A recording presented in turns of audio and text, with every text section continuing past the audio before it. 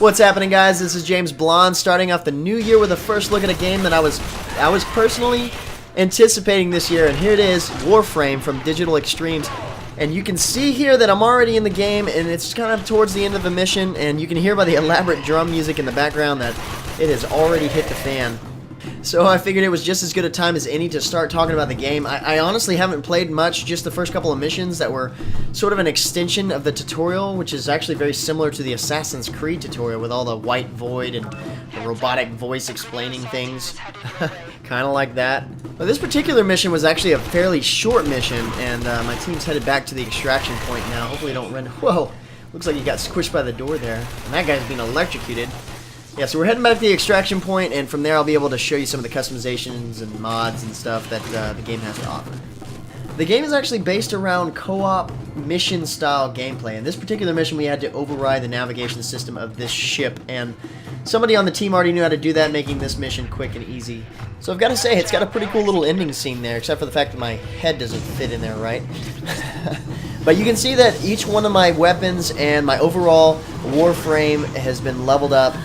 The experience gained in each one, the rewards that I got, and the items obtained, like the mods, and I'll be able to show you what that is here in just a second.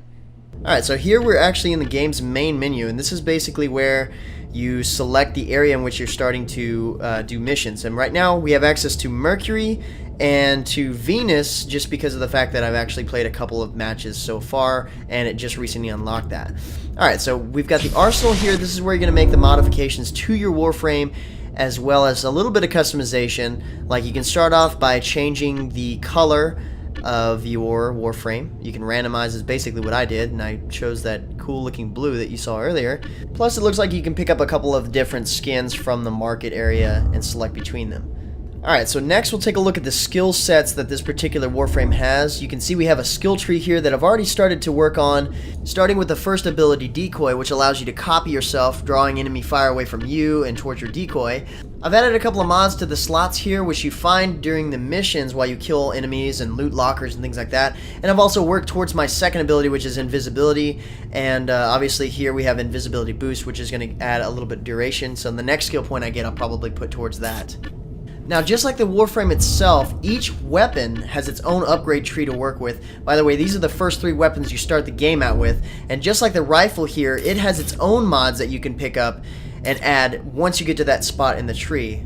And the nice thing is that you'll notice that there aren't any blank spots that you have to waste a skill point on just to get to a stat that you want. You put something down, and at least it goes towards something.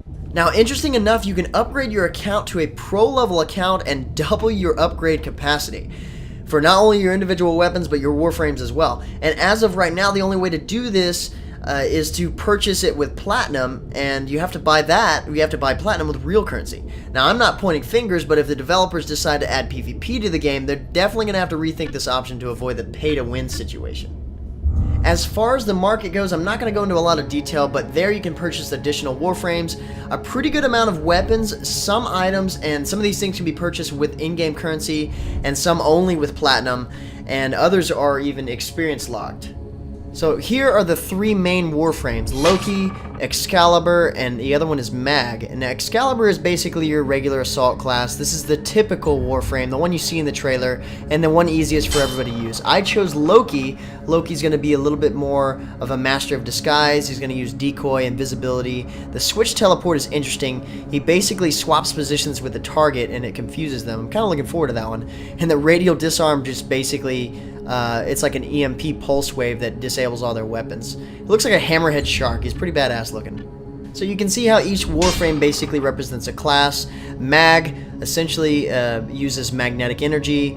Obviously, one of their skills is Pull, Shield Polarize, and Crush, which is cool. You can magnetize the bones of the enemies, and it causes them to collapse upon themselves. It sounds pretty brutal. So here it looks like Warframes have to be purchased with Platinum, provided that you have an empty slot for an additional Warframe. But it also looks like you can purchase blueprints to make Warframes with a decent amount of credits. So from this standpoint, it looks like there's 2 different ways of getting pretty much what you want. One may just take a lot longer with the blueprint option, because the blueprints are actually part of the Foundry, which I can show you that next. The Foundry is what looks to be the game's crafting system, whereas you can take a material you find during missions along with blueprints to create weapons that you would otherwise have to purchase. So going back to the blueprints, you have to not only purchase them, but from the looks of things, you might have to actually obtain the materials to craft them. If that's always the case, then to level things out, it would be cool if you have warframes that you can only get, and weapons too, by crafting them this way, and not to be able to buy them whatsoever. But anyway, let's get back to the gameplay. So every mission so far has us dropping down into the ship from a vent, like a spy or an assassin or whatever. And I've got to say the graphics are pretty sound, and this is one of those games that uses a very unique, specialized, like they made their own game engine, and it kind of shows how that can work really well for them. It works with the graphics and the physics, the motion, things like that. I'm gonna open this door here. It sounds like we have to find a captive or something like that and rescue him. Alright, so it takes more than one person to open some doors. Whoa! Already got big dudes. Man, that guy shoots like rockets or whatever. Get some explosions. See, that's what I'm talking about, though. It's not just the graphics, but it's the flow of the gameplay like this. Plus, I think the look and feel of the game goes really well with the over-the-shoulder perspective that you have. I also like how they kept the UI really simple. You've got your mini-map in the top left, and you've got your health and shield in the top right, along with your skills. And the little blue line there is basically your ability to do the skills. You have to actually pick up orbs, which you'll probably see here once we get to a locker or kill some more enemies. You pick up blue and red orbs, and the red obviously is health, and the blue is like energy. The green bar that's up at the top right is basically a stamina bar used for like action moves like melee, and when you run like this right here, you use it up. And of course that recharges just like a shield.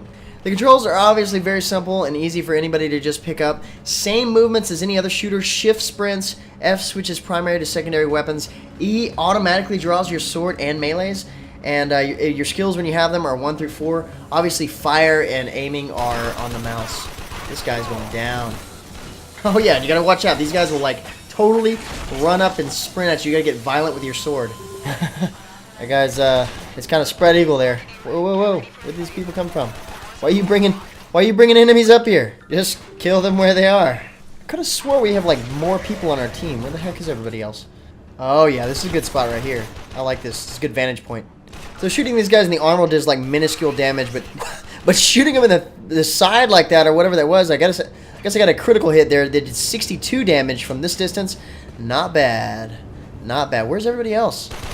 Get down here and take care of this guy. I'm gonna roll into action. When you land like that, you roll. Pretty cool. I think at least you do that every time. I don't know. Makes you look like a badass. You got this? Good. Alright, cool. Move on. There's everybody else. Alright, so yeah, I like how y'all just kind of chilled there and waited. What the heck? I guess that guy's using his skills. It's just a slide in place skill. Okay, I can't help but notice this guy looks like the texture of this guy. I can't really. It looks like a wad of chewing gum, like multiple colored chewing gum, like mashed in together. You can see right here. Gotta help him open the door right here. But yeah, the art style, all the warframes look like mashed up chewing gum people. But it's cool. You don't see anything else like it. Invisibility. I'm gonna get away. No. We got some explosions going on here. So now that I wasted that, let's go shoot people now. That was fun for a second. I can't wait till that lasts longer. So now we know not to use invisibility unless we're in dire straits and we have to get out of... What is this guy doing? He's like targeting somebody over there, but he's not targeting me. I'm like right next to him. I don't know. He's not paying attention to me. Please acknowledge my presence or I'll have to shoot you in the ass and then kill you that way. Okay, fine. He's good. Why was everybody running that way? Oh, there's like 6 people in there. Okay. I can't really hide behind this wall either.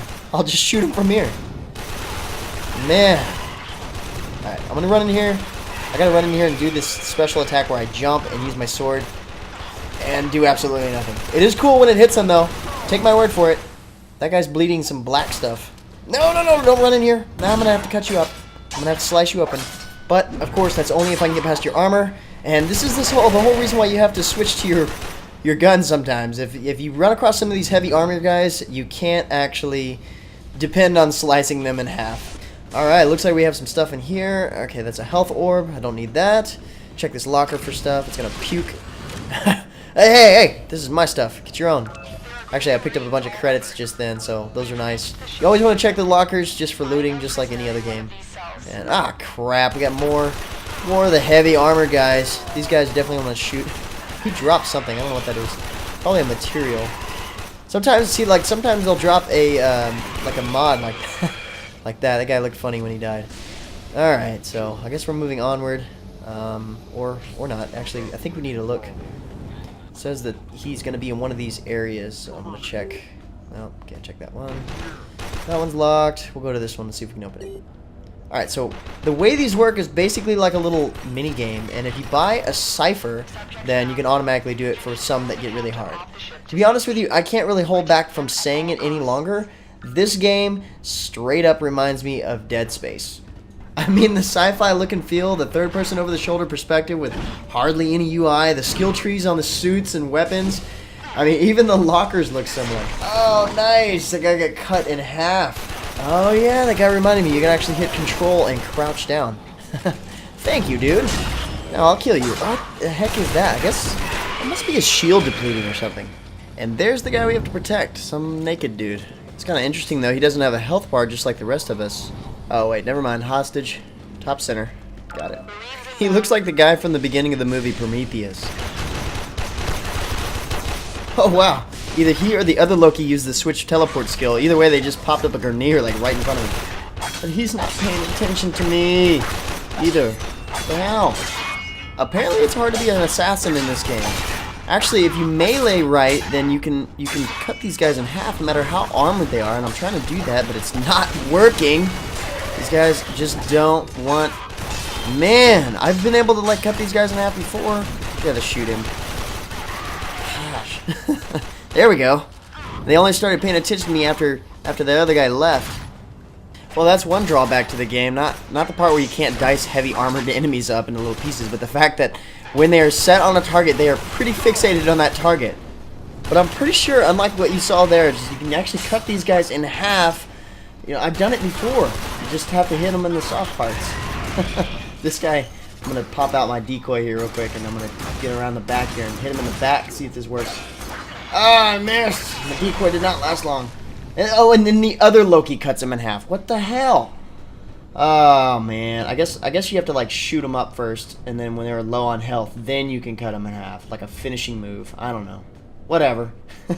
Point is, it's cool when you cut them in half. So, we going down, or... Okay, cool. We're going down. And we're heading towards the exit. I'm excited. There's more people to shoot. Probably. Oh, right there already. The guy just kind of bolted for the elevator, but he didn't make it. Oh, we got another guy. Got another headshot right there, right before that guy smacked him with the bottom end of his sword. Come on, we got this. Oh, it looks like it's going to take all of us to kill this guy. Oh, wait, that's the hostage. We still cut him in half. Oh, no. Come here. This is my locker. Get your own. So the robotic lady voice said that we were in lockdown, and we have to go and hack a terminal to proceed. But there's a lot of... Wow, there's a lot of these guys. Alright, cool. This is going to be fun.